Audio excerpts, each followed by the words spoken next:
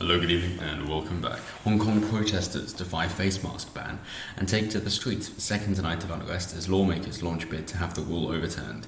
And this is continuing on, hasn't gone on nearly as long as the Yellow Vest protest in France, of course, which have nearly gone on for a year now.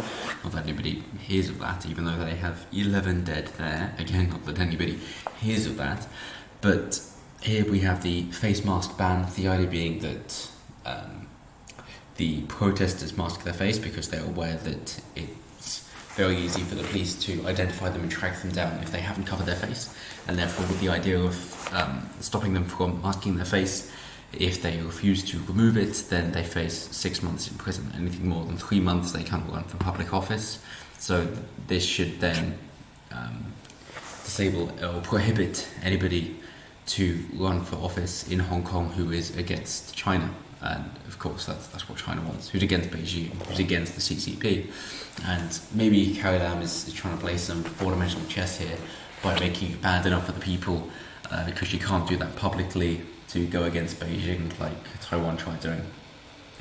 And therefore, she's trying to make it bad enough so that she's then overthrown and China can't get into, or Beijing can't get into Hong Kong as they intend to, if she's really that angelic, but I don't see it.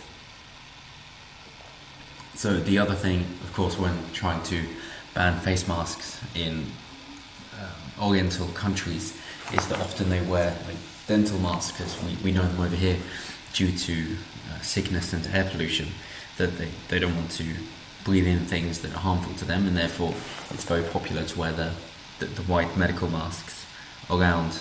That's just a normal way of life. And so they're also trying to ban the wearing of those. Good luck with that. So they say thousands of protesters wearing masks, at least, staged marches and flash mob protests across Hong Kong today. Channel Uncensored, Chris Chappell and Shelley were there, as well as Matt there, cameraman.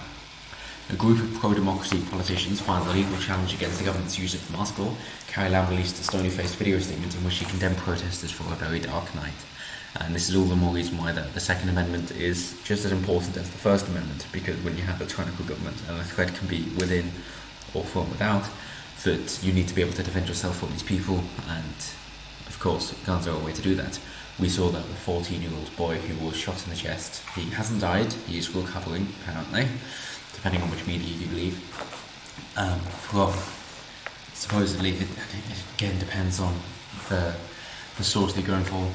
Some would say he threw a petrol bomb at the police, but from the video circling around, there isn't evidence for that at all. Others would say he just walked into them. Others would say he tried to hit the police with a blunt object. So who knows what's really going on. They say masked pro-democracy protesters marched through Hong Kong in defiance of a ban on face coverings after the city grounds were held on Saturday, with the subway suspended and many shops shuttered following another night of violence. Moreover, when they say that the subway is suspended, many Hong Kong residents, of that 7 million, are trying to boycott the subway as well. It's not just shutting down, it's that they don't want to use it. And therefore there have been the kind of Uber services set up to get people around and from the protest at the end, when the roads are finally clear again, to get people home. That's been a new business opportunity for them. And of course this all stems from the extradition bill, which is to say that if you commit a crime in Hong Kong, you could then be extradited to mainland China and tried in their laws instead. And their courts, which are much more severe and harsh, especially when it comes to human rights and protesting. Xi Jinping particularly hates that. They say the marches came as a group of pro-democracy politicians filed a legal challenge against the government's use of the law, which triggered an overnight rash of widespread violence, including the starting of fires and attacks on an off-duty police officer who fired a live shot in self-defence that injured a 14-year-old boy. It's a self-defence. But it's very similar to what we see in France, of course. The latest acts of resistance came after a night of widespread chaos as hardcore protesters trashed dozens of subway stations, vandalized shops, set fires and blocked roads. And vandalism is not a common thing in Hong Kong. And as we can see, these people are wearing masks like you would expect from the Orient. And we move on to more photos, a man holding a brick there. More people in masks, various, we got the anonymous mask there, and more medical masks. And then some people taking it a step further, and of course, how are you going to permit the hijab, the birth of a niqab in a country like this? But hey, we'll burn that bridge when we get to it, considering how China's treating the Uyghur Muslims in the northwest and more to the west.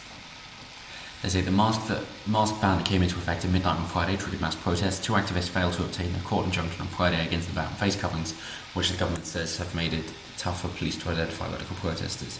And they say that the main thing here is that it isn't going through the legislature like it should.